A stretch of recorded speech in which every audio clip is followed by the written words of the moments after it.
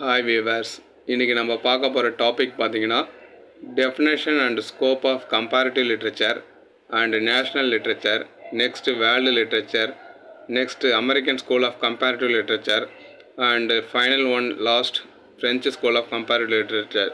இதை தான் நம்ம பார்க்க போகிறோம். ஸோ வாங்க பார்க்கலாம். ஃபஸ்ட்டு டெஃபினேஷன் அண்ட் ஸ்கோப் அப்படிங்கிற விஷயத்தை பார்க்கலாம்.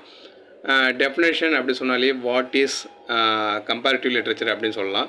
இந்த கம்பேரிட்டிவ் லிட்ரேச்சர் அப்படின்னு சொன்னாலே நம்ம என்னென்னா கம்பேரிட்டிவ்னாலே ஒப்பிடுறது அப்படின்னு அர்த்தம். ஸோ லிட்ரேச்சர்னால் இலக்கியம், ஆட்டோமேட்டிக்காக several works included it is called as literature, இலக்கியங்கள். ஓகேங்களா, stories, several stories included it is called as இலக்கியங்கள், லிட்ரேச்சர் அப்படின்னு சொல்லலாம். ஸோ கம்பேரிட்டிவ் லிட்ரேச்சருங்கிறது நிறைய விதமான இலக்கியங்களை எடுத்து என்ன பண்ணலாம், ஒன்றோட ஒன்று வச்சு ஒப்பீடு பார்க்கலாம். அப்போ ஒப்பீடு பார்க்கும்போது இதில் யூனிக்கான ஒரு விஷயம் இருக்குது, இதில் ஒற்றுமையான விஷயங்கள் இருக்குது, இதில் டிஃப்ரெண்ட்டான விஷயங்கள் இருக்குது அப்படிங்கிற விஷயத்த, அது மட்டும் இல்லாமல் நிறைய ரைட்டர்ஸோட, அவங்களாம் ஹியூமன் தானே, அவங்களுடைய அனுபவங்களையும் இந்த கம்பேரிட்டிவ் லிட்ரேச்சர் படிக்கும் போது பார்த்திங்கன்னா நிறைய விஷயங்களை நம்ம தெரிஞ்சுக்க முடியும். ஸோ எதில் ஒற்றுமை இருக்குது, எதில் ஒற்றுமை இல்லை அப்படிங்கிற விஷயத்த தெளிவாகவே தெரிஞ்சுக்கலாம் இந்த இலக்கியங்களை ஒப்பிட்டு பார்க்கும்போது. இதுக்கு பேர் தான் கம்பேரிட்டிவ் லிட்ரேச்சர் அப்படின்னு சொல்கிறாங்க.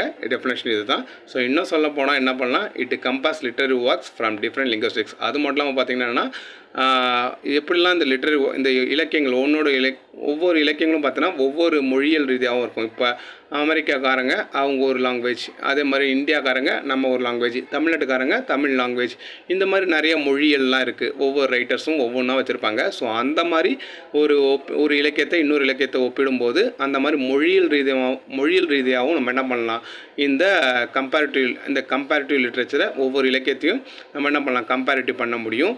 அது மட்டும் இல்லாமல் டிஃப்ரெண்ட் நேஷ்னல் பேக்ரவுண்டு, அது மட்டும் இல்லாமல் பார்த்திங்கன்னா இந்தியன் பீப்புள், அது மட்டும் இல்லாமல் அமெரிக்கன் பீப்புள், அவங்களுக்குன்னு அவங்க ஒரு கல்ச்சர் யூஸ் பண்ணியிருப்பாங்க. இந்தியன் பீப்புள் அவங்களுக்கு ஒரு பேக்ரவுண்ட் இருக்கும், அமெரிக்கன் பீப்புள் அவங்களுக்குன்னு பேக்ரவுண்ட் இருக்கும், ஆஃப்ரிக்கன் பீப்புள் அவங்களுக்குன்னு ஒரு பேக்ரவுண்ட் இருக்கும், அவங்க நாட்டை பற்றி அவங்க ஒர்க்கில் எழுதியிருப்பாங்க. ஸோ அதெல்லாம் கம்பேரிட்டிவ் லிட்ரேச்சர் பண்ணும்போது, அதை ஒரு இலக்கியத்தோட இன்னொரு இலக்கியத்தை பார்த்திங்கன்னா ஒப்பிடும்போது அந்த நேஷ்னல் பேக்ரவுண்ட், அவங்கவுங்க தேசத்தை பற்றி கூட நம்ம தெரிஞ்சுக்க முடியும் அப்படிங்கிறாங்க. ஒன்று மொழியியல் ரீதியாகவும் நம்ம என்ன பண்ணலாம், நிறைய ஒப்பிட்டு பார்க்கும்போது நிறைய மொழியியல் ரீதியும் நம்ம என்ன பண்ணலாம், தெரிஞ்சுக்கலாம். அது மட்டும் இல்லாமல் ஒவ்வொரு தேசத்தோட பேக்ரவுண்டையும் நம்ம என்ன பண்ணணும், கம்பேரிட்டிவ் பண்ணி பார்க்க முடியும். அது மூலிமா நிறையா எக்ஸ்சேஞ்ச் நம்மளுக்குள்ளே தெரிஞ்சுக்கலாம் ஒப்பீடு பார்க்கும்போது. அது மட்டும் இல்லாமல் பல்வேறு கலாச்சாரங்கள், ஏன்னா அமெரிக்கன் பீப்புளுக்கு ஒரு கலாச்சாரம் இருக்கும், ஆஃப்ரிக்கன் ஒரு கலாச்சாரம் இருக்கும், இந்தியன் பீப்புளுக்கு ஒரு கலாச்சாரம் இருக்கும், தமிழ் பீப்புளுக்கு ஒரு கலாச்சாரம் இருக்கும். ஸோ இந்த மாதிரி கலாச்சாரங்கள் பார்த்தீங்கன்னா ஒரு இலக்கியத்தோட இலக்கியம் ஒப்பிட்டு பார்க்கும்போது இந்த மாதிரி கலாச்சாரங்கள் எக்ஸ்சேஞ்சஸும் ஆகும் நிறைய விஷயம். ஸோ இது மூலயமா என்ன பண்ண முடியும்னா நிறைய ஒப்பிட்டு பார்க்க முடியும். மொழியியல் ரீதியாகவும் ஒப்பிட்டு பார்க்க முடியும், கலாச்சாரம் ரீதியாகவும் ஒப்பிட்டு பார்க்க முடியும், அடுத்தது தேசத்தின் வழியாகவும் நம்ம என்ன பண்ண முடியும், ஒப்பிட்டு பார்க்க முடியும். நிறைய விதமான இலக்கியங்கள் ஒப்பிட்டு பார்க்கும்போது.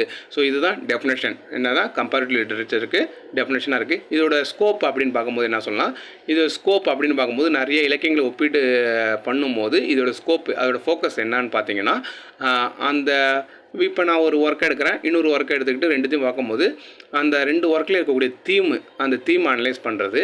அது மட்டும் இல்லாமல் அந்த ரெண்டு ஒர்க்லையும் என்ன ஜேனர், என்ன கதை இருக்குது, என்ன காலகட்டத்தில் எழுதப்பட்டது, என்ன மாதிரி அப்போ ஒரு இயக்கங்கள், அதாவது இலக்கியங்களுக்கு இயக்கங்கள் என்ன இருந்தது அப்படிங்கிற விஷயத்தை பற்றி அனலைஸ் பண்ணுறது தான் இதோட, என்ன மாதிரி கதை, என்ன மாதிரி காலகட்டத்தில் எழுதுனது, என்ன மாதிரி டைமு, எந்த பிளேஸில் எழுதுது அப்படிங்கிறத பற்றி அனலைஸ் பண்ணுறது தான் இதோட ஸ்கோப்பாக இருந்திருக்கு. இதுதான் டெஃபினேஷன் அண்ட் ஸ்கோப் அப்படின்னு சொல்லலாம். So second, national literature. இது ஒன்றில் ரொம்ப சிம்பிள் லைனாக சொல்லி முடிக்கலாம். நேஷ்னல் லிட்ரேச்சர் அப்படி சொன்னாலே என்னென்னா, just national literature refers to the body of literary work produced within a specific country or nation அப்படிங்கிற ஒரே வார்த்தை சொல்லி முடிக்கிறாங்க பாருங்கள். ஒரு நேஷ்னல் லிட்ரேச்சர் அப்படி சொன்னாலே ஒரு தேசத்தை குறிக்க தான். நேஷ்னல்னாலே தேசம் அப்படி சொல்லலாம். இப்போ இந்தியா எடுத்துட்டாலும் நமக்கு நேஷ்னல் தான். ஸோ தேசம் சொல்லுவோம். ஸோ நான் இந்தியன் ரைட்டராக இருக்கேன், இந்தியன் ரைட்டிங் இன் இங்கிலீஷ் அப்படின்னு நான் சொல்லணும்ல. ஸோ நான் என்ன பண்ணுறேன், நான் ஒரு ஒர்க் எழுதுறேன், அதனாட்டி இந்தியன் ரைட்டர்ஸாக இருக்கேன், அதனாட்டி நான் என்ன பண்ணுவேன், என் ஒர்க்கில் ஃபுல்லாக என்னுடைய இந்தியன் நாடை பற்றி தான் நான் என்ன பண்ணியிருப்பேன், அதில் பிரதிபலிச்சிருப்பேன். My work reflective my own about the nation, என்னோட நேஷன் பற்றி ரிஃப்ளெக்ட் ஆகிருக்கும். அதே மாதிரி இங்கிலீஷ் பீப்புள் எடுத்துக்கிட்டிங்கன்னா, இப்போ ஷேக்ஸ்பியர் எடுத்துக்கிட்டிங்கன்னா உதாரணத்துக்கு அவர் என்ன பண்ணுவாங்கன்னா, அவர் ஒர்க்ஸ் ஃபுல்லாகவே அந்த பிரிட்டிஷோட அந்த பிரிட்டிஷ் கண்ட்ரியில் என்னென்ன நடந்துச்சோ அந்த விஷயத்தெல்லாம் பிரதிபலிக்கிற மாதிரி தான் இருந்திருக்கும். அமெரிக்கன் எடுத்துக்கிட்டிங்கன்னா, அந்த அமெரிக்கன் அவருடைய ஒர்க்கில் பார்த்தீங்கன்னா அந்த ரைட்டர்ஸ் அவர் எடுத்துக்கிட்டாங்க, ஏமி டிக்சனு இந்த மாதிரி விஷயம்லாம் பார்த்தீங்கன்னா அவங்களுடைய ஒர்க்கில் அந்த அமெரிக்கன் கல்ச்சரை பற்றி தான் அவங்க எழுதியிருப்பாங்க, அமெரிக்கன் பழக்க வழக்கங்களை பற்றி தான் எழுதியிருப்பாங்க, பிரதிபலிக்கும். அமெரிக்கன் சொசைட்டியில் நடைமுறை இருக்கிற விஷயத்தை தான் அவங்க பிரதிபலிச்சிருப்பாங்க. ஸோ இதுதான் நேஷனல் லிட்ரேச்சர் அப்படின்னு நம்ம சொல்லுவோம். நேஷனல் லிட்ரேச்சர்னா என்னென்னா ஒரு குறிப்பிட்ட தேசத்துக்குள்ளேயே எழுதக்கூடிய ஒர்க்கை தான் நேஷனல் லிட்ரேச்சர் அப்படின்னு சொல்லுவோம். அடுத்தது வேர்ல்டு லிட்ரேச்சர். இது ஆட்டோமேட்டிக்காகவே உங்களுக்கு தெரியும்.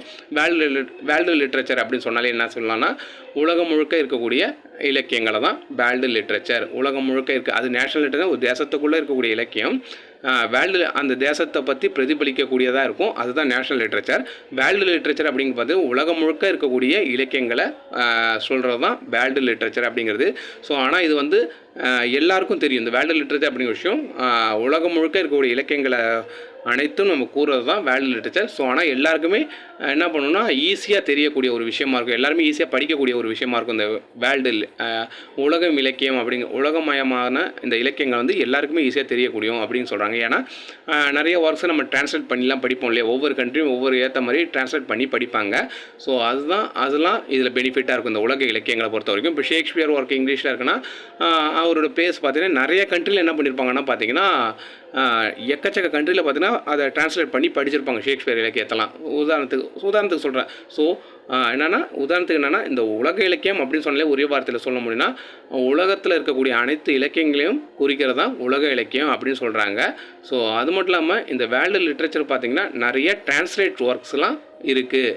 இந்த உலக இலக்கியத்தை பொறுத்த வரைக்கும் நிறைய டிரான்ஸ்லேட் ஒர்க்ஸ்லாம் இருக்குது நிறைய லாங்குவேஜில். ஸோ குளோபலாக பார்க்கும்போது இந்த வேர்ல்டு லிட்ரேச்சர்ஸ் நிறைய பேருக்கு நல்லாவே தெரிஞ்சிருக்கும், ஆக்சஸபிளாக இருந்திருக்கும் அப்படிங்கிற மாதிரி சொல்கிறாங்க. உங்களுக்கு தெரிய வேண்டிய ஒரே பாயிண்ட்டு வேர்ல்டு லிட்ரேச்சர்னால் என்னன்னு அப்படின்னு கேட்டால், வேர்ல்டு லிட்ரேச்சர்னால் உலகத்தில் இருக்கக்கூடிய அனைத்து இலக்கியத்தையும் கூறக்கூடியது தான் வேர்ல்டு லிட்ரேச்சர் அப்படின்னு நம்ம சொல்லலாம். ஸோ அடுத்தது அமெரிக்கன் ஸ்கூல் அப்படின்னு சொல்லலாம். அமெரிக்கன் ஸ்கூல் அப்படின்னு சொன்னீங்கன்னா American school of comparative literature இது ஒரு ஸ்கூல் அப்படின்னு சொல்லலாம். இங்கே அமெரிக்கன் ஸ்கூல் சொன்னாலே என்னன்னு நம்ம தெரியும்னா அங்கே இருக்க ஸ்காலர்ஸை தான் குறிக்குது. நிறைய படிப்பாளி இருப்பாங்கல்ல, அவங்களாம் என்ன பண்ணுறாங்கன்னா பார்த்தீங்கன்னா இந்த அமெரிக்கன் ஸ்கூல் பீப்புள் இருக்காங்களா, அமெரிக்கன் ஸ்கூல் ஸ்காலர்ஸ், அவங்க என்ன பண்ணுறாங்கன்னா அவங்களுக்குன்னு ஒரு ஐடியாலஜி இருக்குது, அவங்களுக்குன்னு சில தியரி இருக்குது. அந்த தியரி நம்ம அடிக்கடி படிச்சிருப்போம். அந்த தியரி என்னென்னு பார்த்தீங்கன்னா என்னென்னு சொல்லுவாங்கன்னா structuralism, post structuralism and deconstruction. இதெல்லாம் வச்சு தான் அவங்களுடைய இலக்கியங்களை பார்த்திங்கன்னா அவங்க என்ன பண்ணணும்னா அனலைஸ் பண்ணுவாங்களாம். அமெரிக்காவில் இருக்கக்கூடிய அந்த அவங்களுடைய இலக்கியங்களை எப்படி அனலைஸ் பண்ணுவாங்கன்னா அவங்களுக்குன்னே நல்ல ஐடியா இருக்குது, நிறைய ஐடியா இருக்குது. அந்த ஐடியா என்னென்ன ஐடியா பார்த்தீங்கன்னா ஸ்ட்ரக்சரலிசம், போஸ்ட் ஸ்ட்ரக்சரலிசம், டீகன்ஸ்ட்ரக்ஷன். இந்த மாதிரி ஐடியாஸோடைய உதவியினால் என்ன பண்ணுவாங்கன்னா அவங்க டெக்ஸ்ட்டை அனலைஸ் பண்ணுவாங்களாம். அவங்க என்ன பண்ணுவாங்க மற்றபடி ஒரு இலக்கியத்தை இன்னொரு கண்ட்ரிலேருந்து எடுத்து வந்து அனலைஸ் பண்ணணும் அப்படிலாம் பண்ண மாட்டாங்களாம். ஸோ அவங்களுக்கும் ஒரு ஐடியா இருக்குது அமெரிக்கன் ஸ்கூல் ஆஃப் ஸ்காலர்ஸ்க்கு. அவங்க அந்த ஐடியாஸை வச்சு என்ன பண்ணுவாங்களாம் தங்களுடைய இலக்கியங்களை அனலைஸ் பண்ணுவாங்களாம், எப்படி இதோட ரிசல்ட் என்ன அப்படிங்கிற மாதிரி. அது மட்டும் இல்லாமல் என்ன பண்ணுவாங்கன்னா நிறையா நம்ம என்ன பண்ணுவோம், ஒரு இலக்கியத்தை இப்போ இங்கிலீஷ் எடுத்துனா இன்னொரு இங்கிலீஷ் புக்கை தான் நம்ம என்ன பண்ணுவோம் எடுத்து வச்சு நம்ம கம்பேர் பண்ணுவோம். ஆனால் அந்த அமெரிக்கன் ஸ்கூலை பொறுத்த வரைக்கும் என்ன பண்ணுவோம்னா டிஃப்ரெண்ட்டு. இப்போ இங்கிலீஷ் லிட்ரேச்சர்னா இதோட பார்த்திங்கன்னா சோசியாலஜி, பொலிட்டிக்கல், ஃபிலாசபி இது கூட போய் என்ன பண்ணுவாங்கன்னா கம்பேர் பண்ணி கம்பைன் பண்ணி ஒன்று சேர்த்து மிக்சிங் பண்ணி என்ன பண்ணுவாங்கன்னா அனலைஸ் பண்ணுவாங்களாம். ஓகேங்களா? ஸோ இந்த மாதிரி ஒரு வினோதமான ஒரு ஐடியாஸ் தான் அமெரிக்கன் ஸ்காலர்ஸ்கிட்ட இருக்குது. ஸோ இதுதான் American school of comparative literature அப்படின்னு சொல்கிறாங்க. American school of comparative literature முறையை பொறுத்த வரைக்கும் என்னென்னா அமெரிக்கன் ஸ்கூல் அப்படின்னு சொன்னாலே நம்மளுக்கு என்னென்னா அவங்களுக்குன்னு ஒரு ஐடியாலஜி இருக்குது. அந்த ஐடியாலஜி படி தான் அவங்களோட இலக்கியத்தை அவங்களே என்ன பண்ணுவாங்க அனலைஸ் பண்ணுவாங்க அப்படிங்கிற விஷயத்த சொல்கிறாங்க. ஓகேங்களா? ஸோ அவங்களோட மெயின் எக்ஸ்ப்ளோர் என்ன அனலைஸ் பண்ணுவாங்கன்னா அவங்க வந்து சில தீம்ஸை அனலைஸ் பண்ணுவாங்களா. மெயினாக என்னென்ன தீம்ஸ்னால் ஐடென்டிட்டினா என்ன, பவர்னா என்ன, குளோபலைசேஷனா என்ன, அதை நோக்கி தான் அவங்க என்ன பண்ணுவாங்கன்னா அனலைஸ் பண்ணுவாங்களாம். ஸோ இதுதான் அவங்களோட மெயின் ஃபோக்கஸாக இருக்குது, அந்த ஸ்காலர்ஸோட மெயின் ஃபோக்கஸ் அப்படின்னு சொல்லலாம். தெளிவாக சொல்லலாம் அமெரிக்கன் ஸ்கூல் அப்படின்னு சொன்னாலே American school of comparative literature அப்படின்னு சொல்லும் போது என்னென்னா அமெரிக்கன் ஸ்கூல் அப்படின்னு எடுத்துக்கிட்டாலே பார்த்தீங்கன்னா அவங்களுக்குன்னு ஒரு ஐடியாலஜி இருக்குது. அந்த ஐடியாவை என்ன பண்ணுவாங்கன்னா அவங்களோட லிட்ரேச்சரில் அவங்களோட இலக்கியத்தில் அதை அப்ளை பண்ணி அதை வச்சு என்ன பண்ணுவாங்களாம் அனலைஸ் பண்ணுவாங்க. அவங்க வந்து எந்த மாதிரி ஒரு தீம்ஸ் எல்லாம் பார்த்தீங்கன்னா அவங்க ஃபோக்கஸ் பண்ணுவாங்க பார்த்தீங்கன்னா ஐடென்டிஃபை அண்டு பவர், உலகமயமாக்குதல், குளோபலைசேஷன், இந்த மாதிரி தீமில் தான் அதிகமாகவே அமெரிக்கன் ஸ்காலர் வந்து ரொம்பவே ஃபோக்கஸ் பண்ணுவாங்க. ஸோ அது மட்டும் இல்லாமல் பார்த்திங்கன்னா அவங்களுடைய இலக்கியங்களை டிஃப்ரெண்ட்டாக டிஃப்ரெண்ட்டான சப்ஜெக்ட் கூட பார்த்தீங்கன்னா கம்பைன் பண்ணி அது கூட என்ன பண்ணுவாங்கன்னா அனலைஸ் பண்ணுவாங்க. இதுதான் அமெரிக்கன் ஸ்கூல் ஸ்காலர்ஸ் பண்ணக்கூடிய வேலையாக இருக்குது. அடுத்தது பார்த்தீங்கன்னா ஃப்ரெஞ்சு ஸ்கூல். இந்த French school of comparative literature பொறுத்த வரைக்கும் இவங்க எப்படி அனலைஸ் பண்ணுவாங்க பார்த்தீங்கன்னா, இவங்களுக்கும் ஒரு அனலைஸ் டெக்ஸ்ட் இருக்குது. என்னென்னா, ஒரு இலக்கியம் எப்படி வந்து வரலாற்று ரீதியாகவும் சரி, கலாச்சார ரீதியாகவும் சரி, ஹிஸ்டாரிக்கல் பாயிண்ட் ஆஃப் வியூ சரி, கல்ச்சுரல் ரீதியாகவும் சரி, எப்படி ஒரு இலக்கியம் படைக்கப்படுது, ஸோ எந்த அளவுக்கு ஒரு இலக்கியம் இந்த வரலாற்று ரீதியாகவும் சரி, கலாச்சாரம் ரீதியாகவும் சரி, எப்படி அதோட தாக்கத்தை இந்த இலக்கியங்கள் பெறுது, அஃபெக்ட் ஆகுது இந்த இலக்கியங்கள் அப்படிங்கிறத பற்றி படிக்கிறது தான் இந்த ஃப்ரெஞ்சு ஸ்கூலோட ஐடியாலஜியாக இருக்குது. French school of comparative literature.